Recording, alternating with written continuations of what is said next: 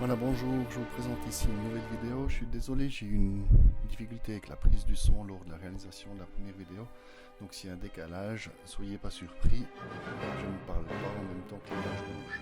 Bien, le but de cette vidéo est de parler du degré d'oxydation. Pour comprendre cette notion, on revient ici sur un exemple que l'on a vu précédemment. Donc le fer peut réagir avec l'oxygène. Si on réalise l'écriture des deux demi-réactions, on voit que le fer est un donneur d'électrons, c'est donc un réducteur, alors que l'oxygène est un accepteur d'électrons, c'est donc un oxydant. Donc il est facile, dans ce type d'exemple, de trouver quelle espèce chimique joue le rôle de réducteur, quelle espèce chimique joue le rôle d'oxydant. Par contre, ce n'est pas toujours aussi simple. Et pour exemple, je vous propose de revenir au cours. On a ici une réaction entre l'hydrogène et l'oxygène qui forme de l'eau. Il s'agit d'une réaction redox. Par contre, il est relativement complexe d'identifier quelle espèce chimique joue le rôle d'oxydant et quelle espèce chimique joue le rôle de réducteur. Pour ceci, on devra passer par la notion de degré d'oxydation. On va donc voir comment ce degré d'oxydation est calculé ou comment est-ce qu'il est déterminé. Donc la détermination du degré d'oxydation de toute espèce chimique se fait via l'étude de la polarité des liaisons. Il s'agit donc de représenter la molécule dans sa notation de Lewis, de chercher les électronégativités de chaque élément et de faire une analyse de polarité des liaisons. Exemple ici avec l'eau, H2O. L'hydrogène a une valeur d'électronégativité de 2,2. C'est l'occasion de corriger, d'ailleurs dans le cours, il est écrit 2,1, c'est faux, d'après les tables de chimie c'est 2,2. Alors que l'oxygène a une électronégativité de 3,5. Découle de ceci le fait que l'oxygène aura une charge partielle delta moins et l'hydrogène une charge partielle delta plus.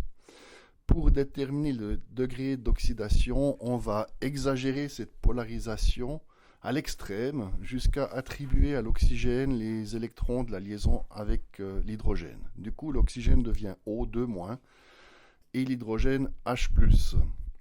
Donc on va considérer que l'oxygène a un degré d'oxydation de -2, alors que l'hydrogène aura un degré d'oxydation de +1. A noter au passage que ces degrés d'oxydation de -2 pour l'oxygène et +1 pour l'hydrogène sont à prendre comme des références, on en aura besoin par la suite. Systématiquement, l'oxygène aura -2 sauf dans O2 et dans les peroxydes, et l'hydrogène aura un degré d'oxydation de +1 sauf dans H- et dans H2. Alors, revenons au cours. J'ai mis en encadré la partie qui présente ce que je viens de vous dire. Avec en rouge, on attribue arbitrairement les électrons de la liaison à l'atome le plus électronégatif. Il s'agit d'un transfert théorique. Ainsi, les atomes ont des charges fictives. Et ces charges fictives, c'est ce que l'on appelle les degrés d'oxydation, ou le nombre d'oxydation. Sur la même page du cours, vous avez les différentes règles qui permettent de définir ces degrés d'oxydation. Pour les corps simples, O2, H2, N2, I2 et ainsi de suite, O3, S8, le degré d'oxydation est de 0. Puisque les éléments sont reliés l'un avec l'autre, il n'y a pas de différence. Enfin, quand les deux atomes de la liaison appartiennent au même élément, il n'y a pas de différence de polarité, donc il n'y a pas de raison qu'à des deux atomes s'attribuent les électrons de la liaison. Le degré d'oxydation des ions monoatomiques, des ions simples, correspond à la charge. Fe3+, c'est +3, O2- c'est -2. La somme des degrés d'oxydation doit être égale à 0 pour les molécules. Pour rappel, les molécules sont des espèces covalentes neutres. Et finalement, la somme des degrés d'oxydation doit être égale à la charge du ion polyatomique lorsqu'il s'agit d'un ion polyatomique, donc une espèce covalente polyatomique. On verra ça plus clairement à travers les exercices. Donc à propos des exercices, je vous propose ici la résolution d'exercice 6.4 à la page 82, C2H4. Donc l'hydrogène, on l'a dit avant, est une référence pour nous. On lui attribue le degré d'oxydation de plus 1. Donc 4 fois plus 1, ça fait plus 4. C'est la contribution de l'hydrogène à cette molécule. Il faut donc que le degré d'oxydation porté par le carbone soit égal à moins 4. Donc 2 fois moins 2 est égal à moins 4. Donc on attribue comme degré d'oxydation au carbone moins 2. On en vient à H3PO4, l'exercice B, donc moins 2 pour l'oxygène. 4 fois moins 2, ça fait moins 8, c'est la contribution de l'oxygène à cette molécule. L'hydrogène, c'est plus 1, 3 fois plus 1, ça fait 3. Moins 8 plus 3, on arrive à moins 5. Il faut donc que le phosphore ait un degré d'oxydation de plus 5 pour que la somme des degrés d'oxydation soit nulle.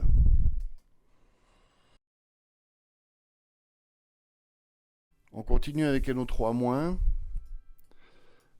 3 fois moins 2, ça fait moins 6. Mais cette fois, on a un ion polyatomique, une espèce covalente qui a une charge. Donc la somme des degrés d'oxydation doit être égale à moins 1. Donc moins 6 plus combien est égal à moins 1, x vaut 5. Donc le degré d'oxydation de l'azote dans NO3- est égal à 5. Je passe à l'exercice 6.5. Mais pour le comprendre, il faut aller chercher des informations que l'on trouve dans les tables. C'est pour ça que je vous ai mis une image de la page 8 et des tables de chimie plus précisément. L'azote, ici en plus gros plan, on a des chiffres qui vont de moins 3 à plus 5 en chiffres romains. Ce sont tous les degrés d'oxydation possibles pour l'azote. Donc le plus petit degré d'oxydation possible pour l'azote, c'est moins 3. Le plus grand, c'est plus 5.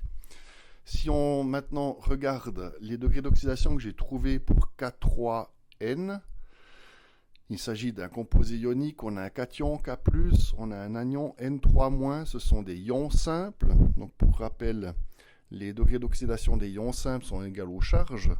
Donc j'ai mis plus 1 pour le potassium, moins 3 pour l'azote. Autrement dit, l'azote se trouve dans une situation où son degré d'oxydation est minimal. Si l'azote devait accepter encore un électron, son degré d'oxydation passerait à moins 4. C'est-à-dire qu'on sortirait de la plage possible pour l'azote. Donc on dira que dans K3N, l'azote peut être un réducteur, mais il ne peut plus être un oxydant.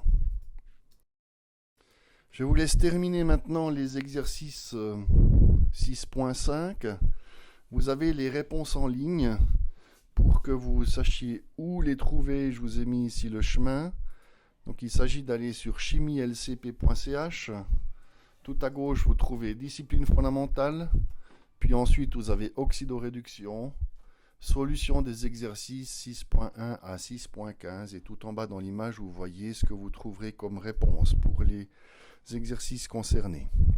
Si vous avez des questions, vous ne gênez pas de reprendre contact, téléphone, mail, courriel, Zoom, Teams et j'en passe. La semaine prochaine, le même jour, je vous enverrai une nouvelle vidéo. Donc je parlerai du chapitre 6.5 à partir de la page 83, les équations d'oxydoréduction en milieu anhydre et fortement concentré. N'hésitez pas à prendre contact avec vos enseignants, avec vos maîtres de classe, avec les médiateurs, avec la direction. La situation est particulière, mais nous sommes là pour vous être agréables et utiles. Merci beaucoup, à tout bientôt.